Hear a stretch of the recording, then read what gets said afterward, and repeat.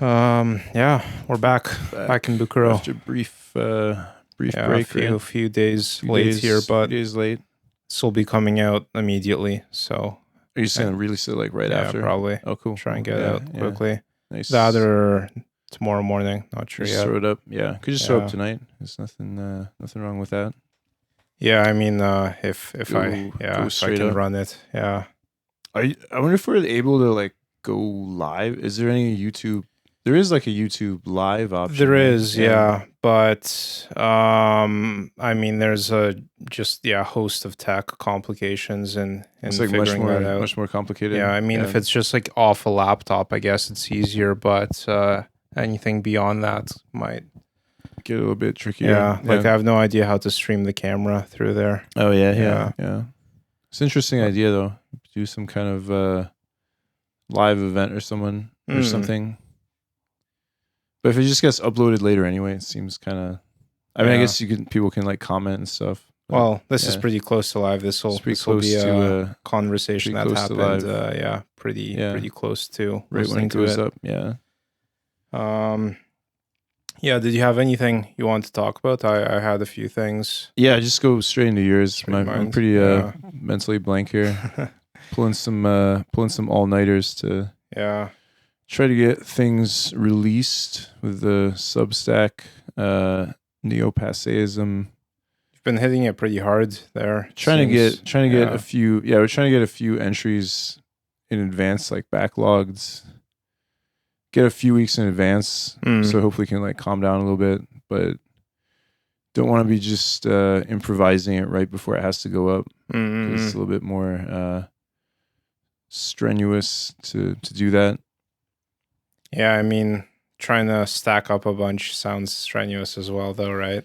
Yeah, but once you get sort of, I mean, there are other contributors. So like get the ball rolling. if people come through, then we can, ideally get maybe about a month or so in advance, and then won't have to be, burning the candle as much, or won't be asking for contributions at like 11 p.m. the night before it goes or out. whatever. Yeah. Yeah, sorry, I couldn't. I didn't have much to add to Norwegian death metal. Or black metal, actually. Black metal. Sorry. Well, there you go. That's like another. That's another thing that people would probably like fight. Like, because there used to be this like rivalry between death metal and black metal, right? And like, because death metal was like just this like more, I don't know, down to earth, like jeans and t-shirt sort of, speedy kind of technical music, and black metal was kind of the opposite. Like it was very much more like image based, and the music wasn't necessarily. Well, I mean, the music was recorded in a restroom with like a contact mic and like made deliberately to sound. Yeah. Just recorded it with I think Varg was asking for like the cheapest mic he could. It was just like some random old contact mic. They just record the whole album using only that. So it just sounds like completely shit, I guess, intentionally. So, but they're really into their image and costumes and just an excuse to cosplay atmosphere. Yeah, it was very like cosplay heavy kind of a scene, I guess, and sort of still is. Yeah. So I always thought like black metal was better in like a musical sense. It was more like complicated and sophisticated, I guess. Technical stuff, typically technical more stuff. More there's more right? happening, more better musically. Yeah. I tried it when I was doing I always like second guess myself with this kind of stuff, and like when I was doing the black metal one, like I actually went back and like listened to Mayhem, because I'm like, are we underestimating it? And like, so I listened to the one album again, and I was like, nah, this is just awful. Like, it's just fucking stupid. Like, there's no bad the second time around. There's nothing there. Yeah, there's nothing there. I think we talked about like Lou Reed as well. Yeah, we did. Yeah. Or like the Velvet Underground, where it's like I always try to give these things like more than their fair share of chances, I guess. Mm, And it's just most of the time I'm like, nah, it's like I was even overrating it. right. The first time Like around. actually engaging with it deeper made it seem worse, not better.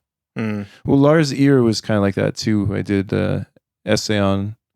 I was like, oh, I'm probably being unfair to him, and I should obviously read like his entire bibliography. And then after doing that, I was like really mad. you actually read it? Most of it, Most yeah. of it? I mean, they're not like terribly long books. You know, they're written at like a fourth grade level, essentially. Right. Even though he's an academic, but I mean, he writes at like a remedial level or whatever.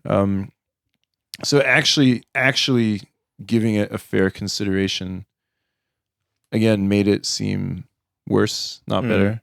I don't know if there's a moral here. Maybe you should just trust your intuition I mean, I and can't. like not give balanced takes, Right. right?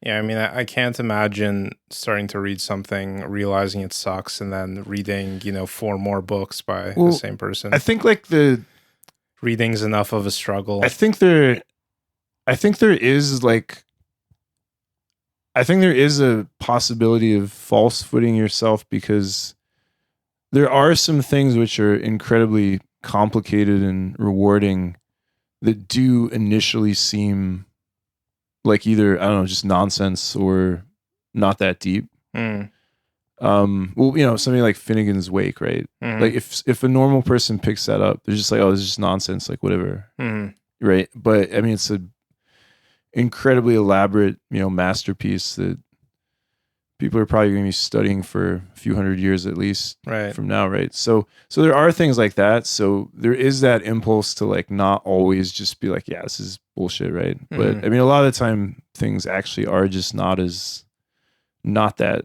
you know, deep or Mm, there is no there, as I think Gertrude Stein said. right.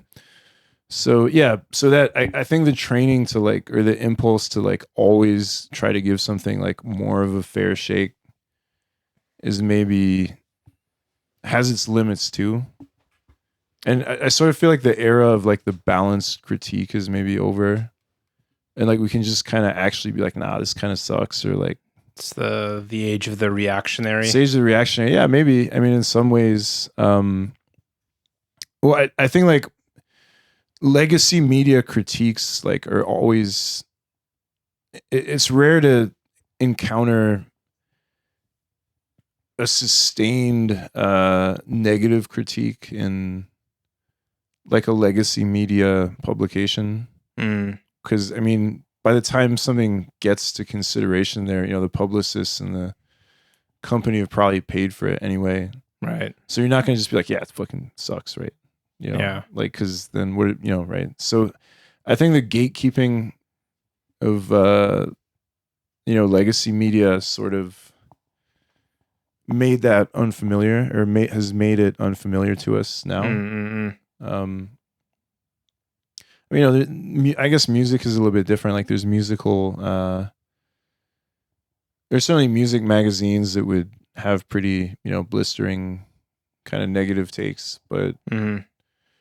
books, pretty unusual for at least, I don't know, past 20, 30, even 40 years. Mm. Certainly used to be back in the day, but Mm. not so much recently. Yeah, I mean, it's a whole world I'm unfamiliar with. I mean, Mm-mm. for music reviews, I tap out at YouTube comments, Yeah. and the last time I've seen a negative review of music on the YouTube page is never. I know, Really? There's a lot of negative but like YouTube to comments. You don't think there's for like music, Yeah. I feel like whenever you're in the comments on like Okay, a yeah. I guess there's song, it's always going to be like fans, right? I guess there's a I guess there's an element of truth to that. It's not as critical as maybe some other stuff. So were you like hate reading through the what's his face Lars was it? Yeah. Well, again, it's You not were like just like filled with fury, I was going definitely page by page. I was definitely very irritated that he thought that any of it was like acceptable. And I like again, like the overall level of prose is like so low that like I could like basically finish one of them in like a day. So he only has like 6 books. So that's like one a day. Are these like novellas? Well, I mean, they're like between, 100 and maybe like 300 pages. But Okay. again, they're like Chat GPT could easily produce much better fiction. Right. And probably more technically complex fiction at that too. What put him in your crosshairs to begin with? It seems like he's pretty obscure. Well, he's again, I think I said this in the piece where sometimes you can learn more from something seemingly obscure than from something that's like more, I guess, like aggressively in the public eye. So if you're gonna like criticize, like, I don't know, Taylor Swift or something, like, is anyone gonna listen or care, like good or bad? I mean, there's not as many obvious points so you could maybe draw from it. Right. And, there's artistic and literary equivalents of that. Right. Like there's things that are huge and get mentioned constantly. They're not very good, but if you go ham attacking them, it's just it's kind of like too obvious, right? Right. But things that are maybe like slightly under the radar actually kind of track what's actually happening better, and you can maybe like draw more examples from them. Again, if someone's maybe initially familiar with if someone's initially unfamiliar with it, then they're going to be able to like kind of see it more clearly. But if it's something that's like too big to fail, maybe. Right. Like there's certainly things that get to a level where it's like not even really about them anymore. There's too much like cultural baggage or like something. Like I don't know. I'm just using again Taylor Swift as an example because it's easy and I'm tired. But yeah, like, are you going to sit there and either read or write like, I don't know, 5,000 words on Taylor Swift? I mean, I don't know who would care about it. Right? I mean, like what? Like there's nothing that you could. There's not much you could reasonably extract or come up with that would surprise anyone or get them to think about anything in a different way. But things that are maybe slightly under that level, you maybe could, right? So avoiding easy targets is a part of it too. And I think we have included and are going to include a few easy targets, just because they're crowd pleasing and whatever. I mean, it still needs to be said. Like if something is like pretty whack, then even if it's been said before, then we still need to say it. But but I don't think the easy targets are the ones that are going to really, kind of offer a different perspective as much either. So things that are maybe slightly more unknown, or even things that maybe people still think are, pretty good, are probably going to be the more informative and probably interesting ones, right? Because I mean, easy targets, it's like what I mean. Also, it's kind of a waste of time. No one's really going to learn anything they didn't already know. Got to go after the ones with the rabid fan bases, though. Maybe in that light, Taylor Swift is a good target. Yeah, but if you're ready to have your address doxed, and are they? Is anyone really that invested in her? Yeah, apparently her fans are notoriously vicious. I mean, I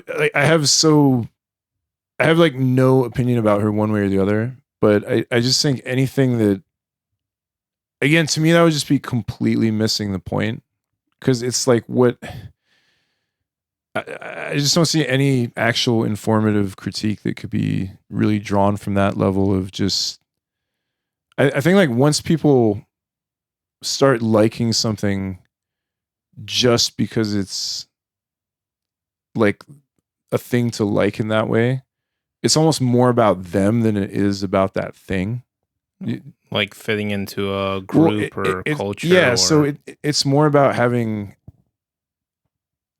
Like I don't dispute that they like her music or whatever, but I think at a certain level of engagement, it's more about those people themselves than it is about whatever it is, right? Right. So like Lars ear has no like fans. I mean he does have readers, right? But no one is like passionate or identifying with him, I guess. Yeah. And again, that's neither good nor bad, but it means you can actually sort of like look at what's there rather than just being like, oh, this is like a bunch of people that need, meaning and identity in their lives. So they're going to latch on to, I don't know, a popular musician or something. Right. Yeah. So that's what I mean when I say like some things, it becomes pointless to even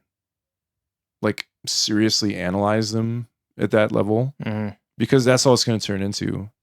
Like, okay, yeah, if you post something and I don't know, 400 people send you death threats without even probably reading it, like that was a waste of their time and it's a waste of your time too. Right. Because like the message isn't even being examined. You see what I mean, right? Yeah. So that's sort of the difference. And I think I even did address that in the piece where I said like, is it not like punching down to like even apply this level of analysis to this? And no, like I don't think it is because again, this is stuff that's, publicly out there. And I was frankly a little bit disappointed that no one had written something like this before. And again, like I guess just no one cares enough to do so. But so yeah, but that's where where it gets interesting is if there's a gap in awareness or analysis. But yeah, people writing think pieces about, I don't know, Kanye or something, like who cares, right? No one's going to learn anything, nothing new. There's no insights, no real insights are going to come from it. Yeah. So it's just a waste of well trodden territory, I suppose. It's just stupid. Yeah. I mean, that's a whole other level of just, name recognition for its own sake, famous for being famous at this point, and that's it.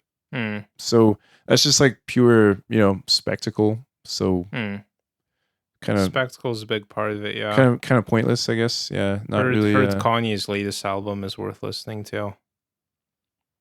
I don't know, man. I always thought his music was beneath notice, honestly. Nothing technically terribly interesting. Much better rappers, much better producers. What's a better producer? Who rather? There's all kinds in hip hop. I guess it's like who raps and produces. That's probably the closest comparison, right? Yeah, there's quite a few. There's Run the Jewels, I think, does too, right? Or what year is that from? Still around. Are they publishing music? Yeah. Okay. What's their top hit? Drawing a blank on the specific song titles here. Yeah. That's the point. I mean, if you listen to or was it Company Flow or something? I mean, I could list a bunch of much more interesting dialect and like I could list a bunch of random much more dialect. They're both I think producing and rapping. Again, like whether it's obscure or popular doesn't really mean anything to me, but it's just like is there actual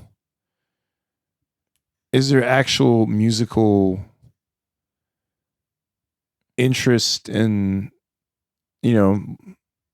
lyrical interest, I guess. So you think that like Kanye became popular just due to circumstance? Just kind of knew the right people and when he's releasing pop music. I mean, are you like it? But how do you define that? I guess like it's pop because it's popular. Do you see any difference between Kanye and like P. Diddy? in the musical sense? I mean, P Diddy, like what? I don't even know. P Diddy, does P Diddy rap? Yeah, he does. Is it good? Uh, it's not. I'm drawing a blank not. on. It's not worse than Kanye. Actually, no. Hold on. I did listen to something. The song he was on, like his verse sucked. That's what sticks out to me. He does suck. Yeah, but he also. Well, I feel like he like ruins every song he's on. Right. Well, I mean, does Kanye not do that? I wouldn't say he does. I would say that they're at a similar level of technical, I don't know, beat writing, and I mean they do. There's just, again, I'm just using the most obvious point of comparison, which again was maybe a little bit before your time, but P Diddy or Puff Daddy released several albums that he did both produce and rap on, and he was a huge hit maker. I mean, the notorious, like, like as a producer or promoter, right? Yeah. Yeah. So give him his credit. I mean, okay, I don't know, he's a sex criminal or whatever, but I mean, like, give him his credit. Like, if it wasn't for P Diddy, then the Notorious B.I.G. probably wouldn't have been that big, because he produced all that music and really put him forward. He created Bad Boy Records, right? So he's an incredibly successful, hit maker, producer. And he was a rapper. I mean, he wasn't very good, but again, I don't think Kanye is terribly technically good either. Yeah, I mean, it's hard to comment on that objectively, I suppose, right? It's like, do you like the song or not? Well, sure, right? But like, P Diddy has songs that were bangers, right? Name two. Like Mo Money, Mo Problems. Okay. Was it what's the one where this, again, brain is fried here, this Sting sample where it's every breath you take, I'll be missing you, right? I'll be missing you. They still play that in clubs, right? It still comes on. No, I'm drawing huge blanks. If you heard it, you recognize it. I'm sure I would. Huge hits. Like he had a whole stable of rappers that he was, producing, like Mace, and I mean, it's back in the 90s and early 2000s, but so that's probably the closest point of comparison, where, like, yeah, I mean, they're both hugely successful, and sure, but yeah, I mean, I don't know if I would like super. Well, P Diddy had his clothing line too, right? Was it Sean John or whatever? Okay. So it just, so this is why, like, I don't see, I never got this, like, I never got this whole, oh, Kanye's on a legit level. I'm like, P Diddy did pretty much everything in the playbook for him. So, but yeah, I mean, to what? Yeah, Sean John. I mean, it could be a generational gap here, because I don't think that's all it is. Like, it's just a generational gap. But like, functionally, there's nothing that was terribly different there. I mean, it's a producer rapper that has clothing lines. He has like his own little empire. Well, like, what I would give Kanye credit for is, I would say, like, College Dropout, My Beautiful Dark Twisted Fantasy, I don't know, Life of Pablo. Like, in my opinion, these albums are quite phenomenal, start to finish. Okay, man. Yeah, I mean, I think that, again, like, I think the No Way Out, the first P Diddy record, I mean, it's not terribly original, but it's banger after banger in a way. So I don't know. I mean, it does kind of come down to opinion, but No Way Out, you said? Yeah. I just want to see the track list to No Way Out. I wonder if you can, like, still find it on of course. I'm sure it's still easily available. How many sex crimes do you think you need to commit to have your whole discography? Well, you can still listen to Lost Prophets, I think, right? Who's that? This is actually a much more interesting story than Kanye and P Diddy. But so Lost Prophets was this, like, UK post-hardcore band. You know, they're like a little bit emo, a little bit you know, kind of scene type stuff. Right. And you know, like their music was pretty good. You know, they're kind of legit. The singer seemed pretty cool, right? You know, he's a good singer. He's got good style, right? So eventually it came out that he was like next level pedophile, right? So he was like, define next level in this well, context. let's just say that he was like, his girlfriend, like he considered that he was like in a relationship with his girlfriend and her baby. That's next level. So the baby was sexually on the table. Okay. For both of them. Yeah. Yeah, that's pretty next level pedophile, right? So he was sending her a text like, yeah, like if you're rolling with me, then your baby rolls with me too, right? Right. And I think they're asking him, they're like, why are you, you know, Ian, like, why are you such a pedophile? And he's like, I'm just doing it for the lols, right? You know, I'm just like, just abusing these babies for the sheer lols, right? Right. So eventually all this comes out, and as you might imagine, he gets arrested, and they're just like, you know, Ian, how are you feeling, right? He's like, oh, I'm just a little bit inconvenienced that I've been arrested for my lols, right? You know, right? What year is this happening in? Not that long ago, like maybe 5-10 years ago, I want to say. Really? Wow. I mean, this is in the UK. So, and the rest of the band is like, you know, they're asking the rest of the band, they're like, were you aware that, you know, this was happening?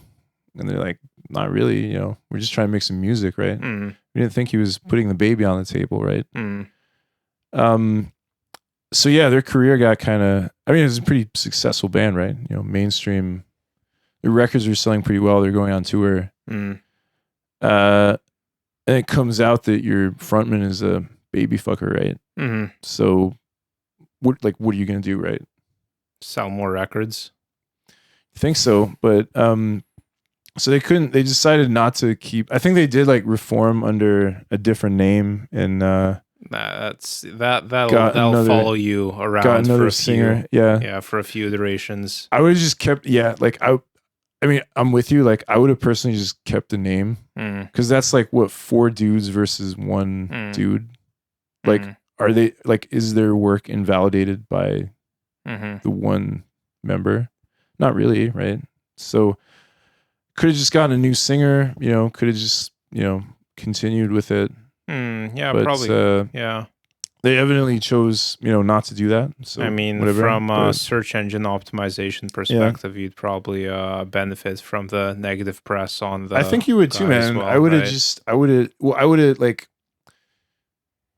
again, like I don't really see how, you know, that taints the rest of the band's music or achievements, right? Well, like, yeah, I guess how quickly you can swap out the front man. Yeah, I mean, you certainly. Well, you could look at it as like, if the, you know, almost like Linkin Park or something. Like if the frontman dies, like you can just get another one. Who'd they replace Chester? What's his face with? I don't even know, man. Not Linkin Park. Also, not a huge priority in my sphere of concern. But I'm sure they did replace him with someone competent enough to, you know, cover what the original music. Well, I mean, Joy Division, as we talked about in the first podcast, I mean, Joy Division, you know, the singer hanged himself, so they stayed together and just got a new name, right? They became New Order instead of Joy Division. They didn't have to. I mean, they could have just continued as Joy Division. Guess they just wanted to, you know, clean the break and clean the slate, which fair enough. I mean, nothing. They are very different bands. I mean, they don't sound, past a certain point, they don't sound terribly similar. Right. So, yeah. I guess that's the separation between them and Varg, was it? Who Varg, yeah. Like basically leveraged the suicide or death of the previous. Oh, no, that was Euronymous. Right, Varg comes in later. Yeah, well, Euronymous was killed by Varg, right? So Varg, trying to remember the scene in the movie. This is my introduction to that whole culture. Yeah, so what happened was the Mayhem singer, the black metal band, he was just chilling at home one day, much like the Joy Division singer. He's like, yeah, I think it's about time to end things, It's gone far enough. Enough of this shit. I'm tired of it. Right. I think it's time to end things. So he takes out a gun, and just blasts himself. I think he slashed his wrist first or something, so he couldn't survive either way, right? So Euronymous, the frontman, comes home because they were living together, right? Mm. And the singer, his brains are all spilled across the floor, right? His skull's open and there's brains spilling everywhere. So he's like, "Oh, what do I do?" Right? So he sits there for a moment. He's like, "Well, I could just call the police, or I could do a photo shoot, right?" Best album cover. Yeah. So that's what he did, right? So he did he did kind of like rearrange things a little bit, and he's like trying to make it look kind of, artful, right? So he does a photo shoot, and he's like, "Yeah, I got our next album cover, right? I'm just gonna put this pile of brains right on the album, right?" That's what they did, right? So again, the other members of the band were like, "Well, this is a bit of a dick move, right? This is our friend, and you just put his mutilated corpse on the cover of our product, right?" Right. So that was one reason they didn't, he became kind of unpopular, because they're like, "Well, you're exploiting this, dude's death here," right? Which he was, and I don't think he was terribly regretful about it, but didn't seem too apologetic. Yeah, so he was, and then he was eventually stabbed to death by Varg, right? Mm-hmm. But the other members of the band, the drummer said that he was going to kill him too, right? So no one really liked him, right? He's pretty unpopular in his own band. Again, for just being like a dick, I guess. Things like that. So, that's the story of Mayhem. Mm-hmm. Who I don't know, like Varg does have some good music. There's one album that's pretty good, is Burzum, as the band is called. That's the name of the band, or the album? The name of the band is Burzum. Working with them at the time. Well, he was the bassist in Mayhem, but he had his own, project, right? Which is just like him with a guitar and the shitty microphone in the closet or whatever. Right. But yeah, he did make some good music that's interesting. Yeah, but I don't know if I would consider it too terribly important. It's good records, but good movie plot line. Good movie plot line. Yeah. Visually is interesting. Yeah. That movie really pissed him off too. Varg, he was releasing a lot of YouTube videos complaining about it. Just didn't like how he was portrayed, or the actor portraying him as a Jew. He's like, that would be a he's problem. Like, he's super racist, right? He's like, yeah, like they really wanted to. They obviously had it in for me, so they got a Jew to play me in this movie. It's a funny thing to object to. Yeah. Just a weird thing to fixate on, I suppose. But it's Varg, right? It's Varg. Yeah. So, but hey, he has principles. So he has principles. He definitely has principles of a kind. I guess. Can't knock him on that, I suppose. Of a kind. Yeah. So yeah, I would say that movie is probably more entertaining than actually listening to the good deal of black metal. Yeah. Even though there's some things that are influenced by it that are good, but I don't know. I think it's a bit of a shallow pool, I guess. Yeah. Got a movie out of it though. Got a movie out of it. Yeah. I'll yeah. Yeah. Is that part of the genre if you think about it? Probably, yeah. I guess you could consider it part of it. Well, I think the director was actually involved in the scene. Like, I think he was some former band member or something. So, yeah. Gotcha. Yeah. Well, I don't know how to shift out of black metal, Norwegian black metal to fasting. True Norwegian. They would always like put true before it. So it would be referred to as true Norwegian black metal, as opposed to like, I don't know, Finnish Norwegian black metal or something, or other imitations, I guess, that were going around. Don't fall for imitations. Yeah. What topics did you want to bring up here? Fasting? I had a pretty interesting experience fasting. We still got time to talk about that. Yeah, it's fine. Yeah, we're good. Let's go into like fasting. it's funny trying to gauge like, okay, how do we transition here? Like, you don't have to hard gear shift. Don't have to seriously. I don't think anyone's too. Yeah. Well, God forbid someone comes along with a Substack and puts us on blast. Puts us on blast here. Yeah. I don't know if my fragile ego can take that sort of exposure. Take the exposure. So you're just fasting recently? Yeah, just finished yesterday morning. Broke my fast. But yeah, I did 79 hours. So more than 3 days. Oh yeah, more than 3 days. Oh shit. Yeah, I mean my first one was 92 hours. Oh, that's like 4 days. Yeah. Okay. Yeah. But this one was just went to Taiwan and obviously had carbs, which were delicious. Carbs are absolutely a drug. Like refined carbohydrates might as well be like cocaine or something. Yeah. Well, they're certainly a whitish powder. It provides some sustenance. Well, beyond sustenance, there's an immediate like euphoria and like rush of energy that comes with eating. Certainly, like eating a pizza or something is like that. Like, it's just pure drug rush. So when you're like sensitive to it, right? When you're insulin, I guess I don't know what the physical thing is, but essentially when your insulin is sensitive or whatever, if you have like, I don't know, a mouthful of white rice, like you'll feel a rush that's akin to rush. What would happen if you took like Ozempic or something? Would that like fuck with either the rush or the... So Ozempic is like it like slows down your digestive system, right?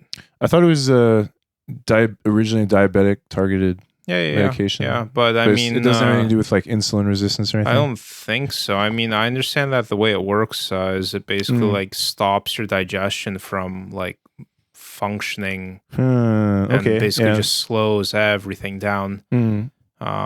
Yeah. Interesting. If I remember correctly, it's derived from, or if I heard this, I didn't check it basically, but it's like derived from like a toxin in some animal like toxin, sloth or something. I don't know. So random. Yeah, but that's usually how these things are. Like, there's just like something gets discovered that works for one thing through some totally other channel. Yeah. So, I mean, yeah, no, sounds like pretty vile stuff. Ozempic? I mean, it just warning bells go off in my head. Isn't it like hugely popular though, or is it it's like huge right pretty? Now. Well, because there's a lot of demand for it in America, as I understand it, right? Yeah. It's like American culture kind of lends itself to wanting that easy way out, or cure all pill that does the work for you, right? But they do that with with everything, right? I guess supersize culture in a way. Supersize me. Is that? I think did we talk about that film before? I think so. Yeah. I feel like was it on here though?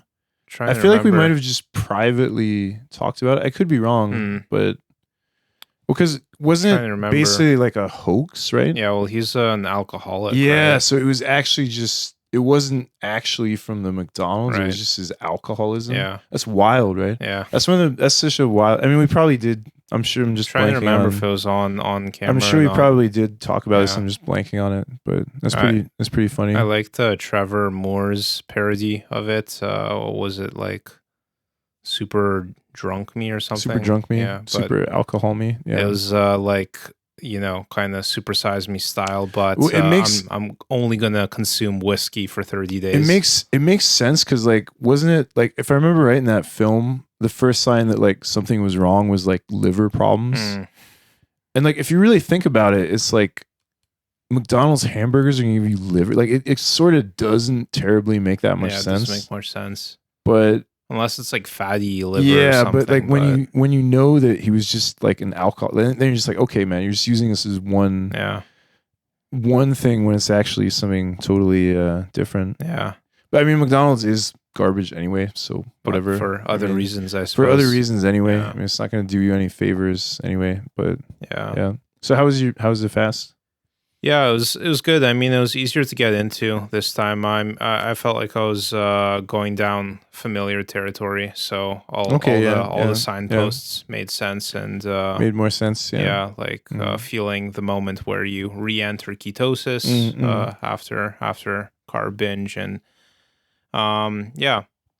So, but the interesting thing that happened, I guess, towards the end of it, well, right, the night before I broke the fast was I had something which seems to be called like physiological reset or somatic release or something like that. Okay.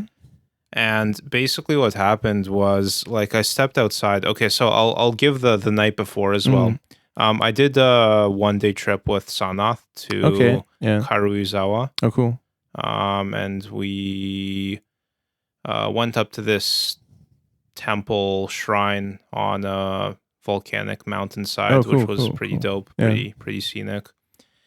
And then we went to an onsen later that evening. Nice. And so I was doing onsen, I think like 48 hours fasted, right? Something like that.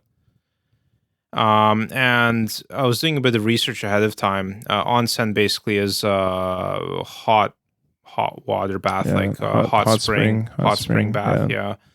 Not natural water source that's pumped and heated by the earth usually.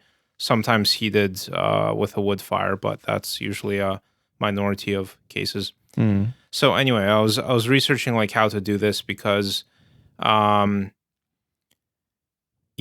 one of the things while fasting is electrolyte balance, right? Like you end up having to consume quite a bit of salt and potassium just to keep that in check. And so if you like start sweating really hard, it could get into some pretty hairy territory if you're overheating, like in a sauna or something.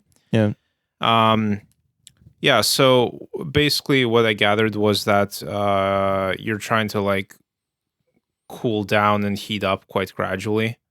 Okay, so you know, like I would spend like maybe 5 minutes in the bath, right? And enter it slowly and exit it slowly and so on. And just really trying to like tune in with like breath work, and kind of 4/4 breathing to keep balance, basically, right? Like don't tip over into some unbalanced state of body, right? And there's all sorts of sensations coming up, right? Like kind of slight lightheadedness or like slight tingling sensations. Apparently, one of the things to watch out for is actually feeling quite cold suddenly. Oh, too cold. Okay.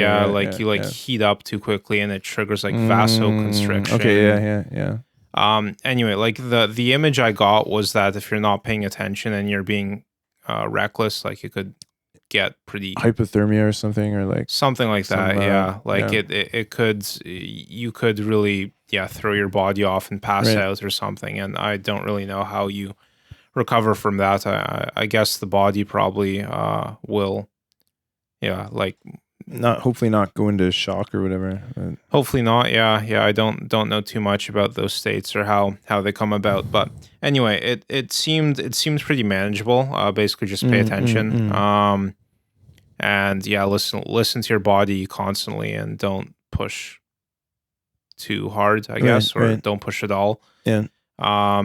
Like so much so that I didn't go out to the like what's it called, roten Rotenburo. yeah, like the Rotenburo. outdoor bath. bath, Yeah. because the temperature difference of the cold air and the hot It's water too could like intense. Right? Yeah. could put too much stress on your Vasodilated. well, like the whole system, I Yeah. guess, right? Yeah. So anyway, that was the night before. That was the background. Interesting to like tune in and pay attention, and yeah, slept. Yeah, it was relaxing. Oh, another funny thing is apparently like if you feel euphoric all of a sudden, you might be That's a about bad to sign. die. That's a bad sign Yeah. too. Yeah. So Getting- don't feel too good. You're getting right? ready to transition to your next incarnation, Yeah. and might be leaving this one behind. Yeah. Right? Yeah. Kind of a weird bodily response. Like I guess your body just doesn't know what to do. Yeah. But I don't know. Yeah. So that was kind of the night before. That was the background. Then next day I'm back home. Evening. I step outside onto the balcony. Kind of chilly. Yeah, energy levels were fine while fasting. Was pretty adapted to that state, and was feeling pretty stable, pretty good overall. Nice. And so I step out. It's a bit chilly, and then I come back in, and I don't know, like I just couldn't get warm. Okay. So like I turn on the. Feel your temperature is low. Yeah, well, I just felt like cold, right? Like I turned on the heater, it's like 22 degrees Celsius in the room, get under blankets, like I'm still cold. Right. And so I was like, okay, well, what's going on? This is pretty strange. It's concerning. Right? Yeah. Trusty sidekick ChatGPT for some research here. And so yeah, like I couldn't get warm, and feet felt clammy in particular, and like started getting like kind of chills and like chest vibration type stuff. And I was like, okay, well, what's going on here? Kind of want to actually pull up to see if I can get the progression here. But what it seemed like was that there was nothing dangerous at all. Okay. Yeah. Yeah. Like elevated heartbeat for sure, but no faintness or anything like that really. Yeah, and so anyway, what ended up happening was like a lot of yawning and like kind of sensations of emotional release and other release as well, I suppose. Yeah, physical release, emotional release, like started crying at some point, like okay, well, yeah. Very, very bizarre state. And apparently it's like essentially like trauma release. Okay. So it's like energy being from fasting? Well, I guess fasting put me in that state where I was able to access it or something. Like I still don't really know how I entered it or what really set it off, right? Yeah. Yeah, I don't know if it's like being slightly off balance due to feeling cold while you're in a state where you're pretty like metabolically slow and not really able to produce heat or something. And but yeah, like apparently there's some science around this, and it's called like wish I brushed up on this before I started talking about it. One sec here, let me pull it up here. Parasympathetic reset or somatic release. Okay. Yeah. So cold feet, shivering, heightened heartbeats, mild sweating, like intense chest vibrations, yawning, mentally clear the whole time, right? This is usually associated with fasting of this kind? Or? Well, this is more so, I guess, like I don't know what the connection is between fasting and this state. Okay, yeah. Yeah, like cold extremities, stronger heartbeat, vasoconstriction and lowered blood pressure, shivers, yawns, tears. Like tears without even before like crying or any sort of emotional release, right? Tremor, like shaking. Yeah, twitching in muscles, right? Just a lot of like kind of weird energy being released, right?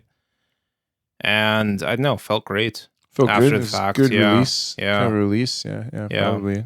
But I'm still kind of bewildered by like how I ended up there.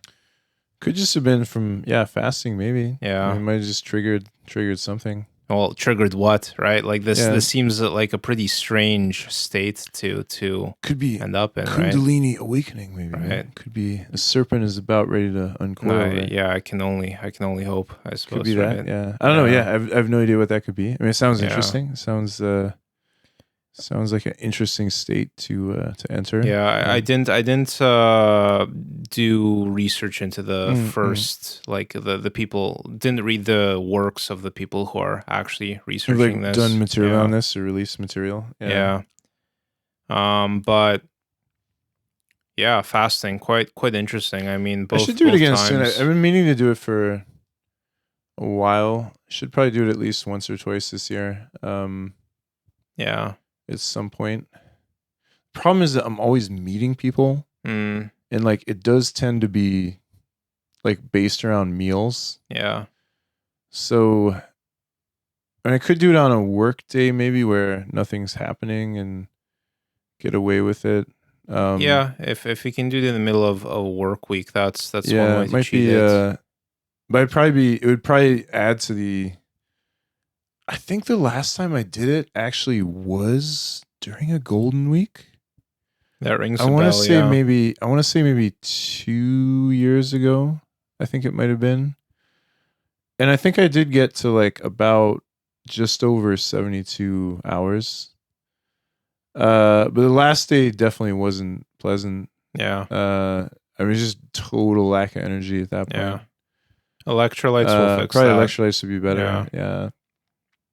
I might randomly just do like 48 or something just for kicks. I mean, I don't think that would be too terribly hard. I find that when I'm at 48, I want to do like 96. That's what I started wanting to do more. Yeah. And I was just like, this is fine. I mean, I'll just keep going.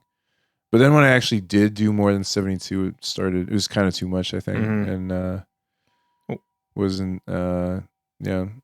My first one where I did 92 hours, towards the end, I wasn't even feeling bad. I was just kind of bored. Like I was just like, I kind of just want to eat almost out of boredom or something. Like it's boring to like be in this mentally clear state where you're not craving anything. Doesn't Jojo do? I don't know if we're even supposed to review. Well, I guess his name is just Jojo. That YouTuber we know who doesn't he do like a whole week or something? Like he does. I think he does some crazy. I think he has a video on it, but I haven't watched some lengthy ones. Yeah, I don't know if I would be motivated. I mean, I probably could do 3 days or something and maybe do it slightly better this time. Yeah, I don't know if I'd want to go too much above that.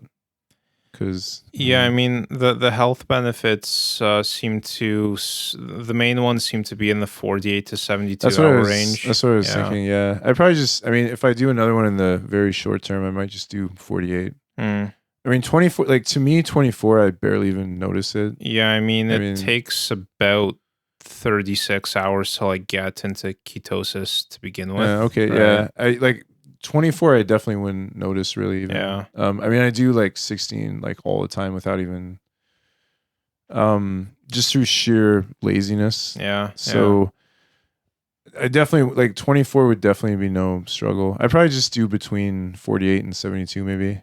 Yeah, I don't know if I'd go fully 3 days, but fundamentally it's a state-driven exercise, right? Yeah. Because like the actual time is, I don't know, easy to communicate, but ultimately irrelevant to any sort of like personal reason you might have for doing it, right? But yeah, I mean, like the first time I did it, what I found most informative was just feeling how my body reacted to You know, yeah, even drinking like salt water, right? Like, well, Okay, yeah, what yeah, does not enough salt feel like? What does too much salt yeah. feel like, right? You know, noticing like small reactions in my body to like taking like creatine, right? Okay, yeah, yeah. Um, noticing like a small insulin response to like taking medication, basically like Okay, yeah, the yeah, sublingual yeah. immunotherapy that I've been doing. Mm. Like the small amount of like sugar binders Oh, in there's even that. some stuff in that. Yeah, Okay, like yeah, you yeah. can actually notice it, right? Interesting. Yeah, Yeah. yeah. So yeah, that's been that was quite interesting. Mm. Yeah. On the subject of the difficulty incorporating it with social stuff, yeah, that's an issue. Unfortunately, it's also one of those things where I feel like once you you know, have us unplugged from the matrix, you kind of see what a scam most restaurants are or something. You're like, Yeah. I'm paying 4 times the price for like worse quality meats than I Some of can. them. There are some good places though. I mean, there are some. I need to find them. I need to There's find some them. decent places. I mean, yeah, there are a lot of. There's certainly a lot of scammy restaurants, Yeah. but I wouldn't say they're total Like scam. when we met with Benjamin and we went to like the Indian place, Mm. I was kind of like I realized that you know they use meat as a way to fill you up on carbs and drinks, right? Like Yeah, yeah, yeah, yeah. that's kind of the business model, right? Yeah, Um, they're definitely pushing the drinks to that place. And they're definitely yeah, very drink heavy with the which pushing. I wouldn't complain about if the drinks didn't suck. Yeah, In yeah, my opinion, I mean, I like gave in once and like had the chai tea or whatever, and it's like lukewarm and like yeah, I don't know, just very unflattering. It's like okay, like just if you want more money, ask for more money, right? yeah, yeah, Like yeah, yeah, we don't yeah, need the pretense of you serving me a mediocre drink, yeah, right? So I don't know. yeah. Well, I mean, I don't know if I would. That place is all right. I mean, I'm not such a fan of it. Um, Still have yet to meet I still have yet to find a fully satisfying Indian restaurant in Mm, Tokyo. Australia just blows it out of the water. Like interesting. if I go to a good Indian place in Australia, it's like a whole other it's a whole other playing field of just tasty quality and Interesting. variety.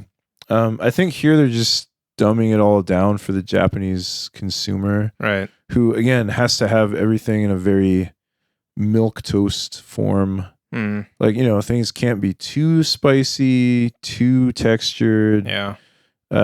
too unfamiliar. Everything has to be like they always have to have that safe, mild butter chicken option and Hmm. monster non chunks of carbs and Yeah. right. So they always like it always has to have that safe like Indo curry option, right? Mm, Because again, the Japanese consumer just won't tolerate anything that's like too non-Japanese, I guess, right? right. And that goes for anything. I mean, that's not just Indian. Like that goes for Italian food and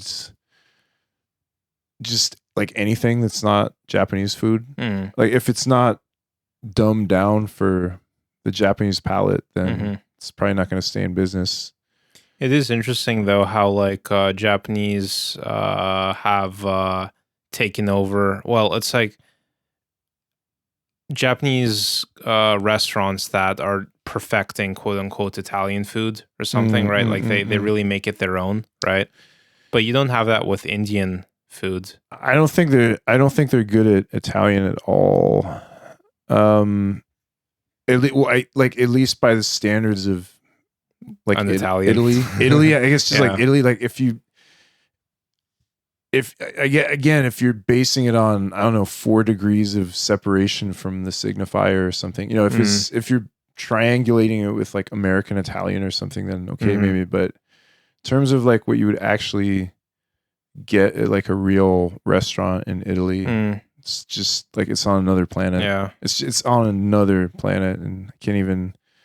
Yeah, Uh, I need to go to Italy as an adult to appraise. I mean, Italian food is such a. I mean, Italy is like, about 4 countries in one anyway. Right. So like, are you talking, Tuscan or not? Any, like, I don't know, just different areas have such totally different food. Right. But it's like not that. Like the more, I guess, like the more northern stuff is like almost more, I want to say closer to French food in some ways. Mm. And then actual stuff you would get like in the countryside is just like purely ingredient quality. So I'm explaining this terribly, but it just, anything you would see in a Japanese Italian restaurant is just, it's just, like another planet. I don't know. It's like Taco Bell to like Mexican or something like that. Not that it's not sometimes good if you just happen to be in the mood, but it's just not what it says on the the box, I guess. So well, I guess that's what I was trying to say. It's kind of its own distinct. It's kind of its own thing. Yeah. Which they haven't done with Indian food, right? Like any Indian place here is going to be run by, well, Nepali people usually, right? It is, man, but they still do they definitely still do but so that's Nepali people adapting it to they're adapting it. They're adapting it to so local. They're trying to like serve it to Japanese people, right? Well, like the one, I'll give you an example. Like the one place is across the street from my house is like, I would say about as Nepal as you could. I mean, like for one thing, it's like sort of never closed. So like you can go and eat dinner at like midnight. And like for people who don't know, like in Japan, it's like, who does that? Yeah, it's increasingly like, other rare, than like right? Skia or some random weird chain, which recently shut down for having a rat in their food. So like mom and pop local restaurants where you can still walk in and order at like midnight. Like it's not like so that's one thing, right? And it's just because they just don't give a fuck. And they're having like the local crew is in there all the time. Like if you go in and sit down by yourself and order, like random Nepalis will come over and start talking to you, right? Because so it's pretty like, again, by acclimating to Japan standards, it's like not super. Like I never see Japanese people in there, right? It's just like other Nepalis and me, and like they'll come over and bother me. They're friendly and it's cool, but like I'm trying to eat my food and they'll come over and start talking, right? So it's like that, and I like it for those reasons because like they don't care, right? And they're just running their local restaurant, and like it's good-ish. Like I still like, even given all that, I still feel like they've Japanified the menu a lot. They have to, right? They have to, but I can get hints of what it could be like, I guess, if they like weren't constrained to do that. So which kind of in that vein, there's a chain here. What's it called? Like Curry and Naan. It sounds terrible. Sounds like something they would call it. Yeah, but like it's like I don't even I don't think that's like curry or naan anymore. Like it's so I don't know, diluted or something. Well, but like it just contorted beyond recognition. But that's what they want, man. I mean, they want like it's crazy. That's that's what Japanese people want, is like they want like a slightly sweet, super mild, like quasi curry that's like more like just a stew, or something, but right? Like, why even associate it with like just because call it something else? Because they just do. I mean, they have that sense of like kare and naan and stuff. Yeah. So they've created their own little, false image of it, right? And that's all they want. Yeah. So if you try to give them some real Indian or something, it's just gonna be like, oh, what? This smells weird, or tastes painful, or has too many things mixed. Like they're not gonna, I feel like they're one of these, like, I want to say neurodivergent. These people that like are like super like picky eaters, right? So like they can only eat like food that's colored white, right? or like has to be in the shape of like a cube or something. You know, there's like people that are like this, right? Yeah. I feel that like Japanese people are like on that spectrum with food. So like things that are too, like they don't want anything to be mixed, right? It's like keep them separate. Like everything has to be in its own little compartment. Right. So keep them separated. Hence the what, kaiseki? Yeah. So everything has to have its little separate compartment. Right. And like too many, like they don't like too many different textures. You know, like crunchy and, you know, I don't know, like things have to be a consistent texture. Right. Too many different flavors at the same time they can't deal with. You know, like things that are a little bit spicy and a little bit sweet, like they don't really like that. Like it has to be, you know, either mild sweet or, you know, umami. Like they have very like they have very defined, I don't know, areas of what they consider acceptable. Right. And like tons of other cultures just do not play by those rules, right? And India is kind of one of them, right? Yeah. And Italy is too. But so yeah, anything that like doesn't play by those very, I don't know, quasi autistic rules, I guess, or I don't know, neurodivergent kind of ish preferences probably isn't gonna like do that well. Yeah. Yeah. So yeah.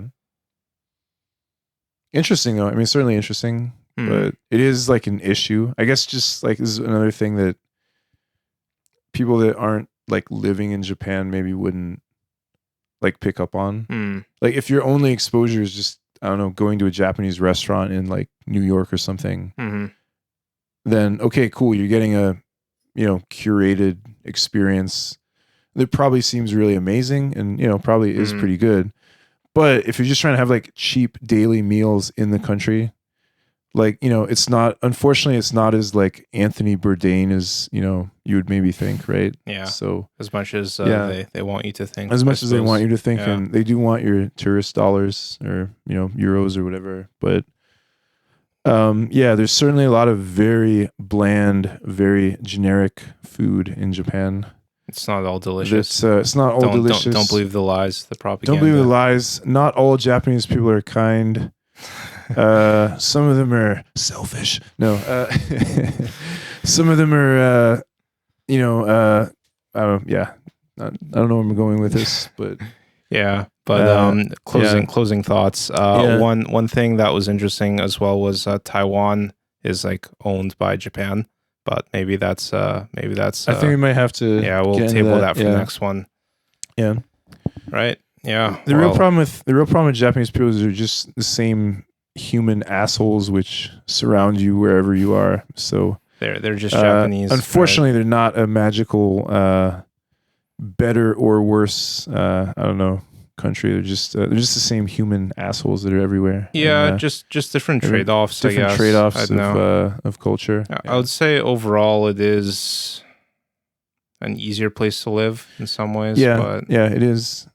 Anyway, we'll continue that next time. We should make fun of Anthony Bourdain at some point, just because I love him, by the way, but I just feel like he's one of these people that like really opened himself up to it in a way, just because I don't know how to even just put himself express this either on the line or something. Well, I do feel like he creates these like better than real editing schemes or like episodes, right?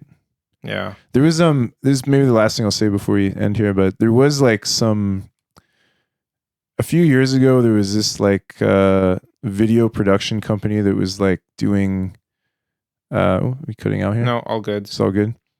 There's this video production company that was like doing very similar Anthony Bourdain stuff. You know, they're like making travel. They're basically just doing what he did with Parts Unknown. And they wanted me to me to be like one of the focal points of one of their episodes. And they're like, oh, can you like take us around, you know, Kabukicho and show us some crazy stuff and like take us to some like authentic authentic places. Right. And I was just like, nah, like this is cheesy. Like, let's go to McDonald's. Like, let's do things that like wouldn't be like. I just wanted, as soon as they said that, I was like, I want to do things that they like wouldn't want to do. Right. Because I know how they would like try to edit it and frame it, and like they would try to create this like, you know, off the beaten path, right, kind of narrative. And like as soon as I realized what they were trying to do, I was like, oh, like I'm just gonna sabotage it. Like I'd be like, oh, I should probably just take them to McDonald's, or like, you know, take them to like some really lame, you know, electronics store or something. I don't know. I couldn't take it seriously. And like I eventually did back out. Like they're going to pay me and everything. And I just could not take it seriously. I was just like, this is like that, I don't know, Bourdain kind of approach where he's like, and fair enough. I mean, he was a great creator, but I do think that can be a little bit silly too, you know, because everyday life isn't really like that either. So yeah. All I'm trying to say, but yeah. Well, I smell future neo-pessimism. Might have to. Post brewing. Certainly don't kill yourself over Asia Argento. Yeah. If anyone else is on the edge, not really worth it. All right. We'll leave it at that. I think we'll leave it at that. Peace. All right. Yeah. Until next time. Until next time, which will be quite soon. It'll be quite soon. We got an interesting guest coming. Don't spoil it. He's an author. He's a Satanist. He's a very masculine weightlifter. He's a hero of our time. So we'll get him soon. We'll leave it at that. We'll leave it at that. All right. Until next time. Thanks, everyone.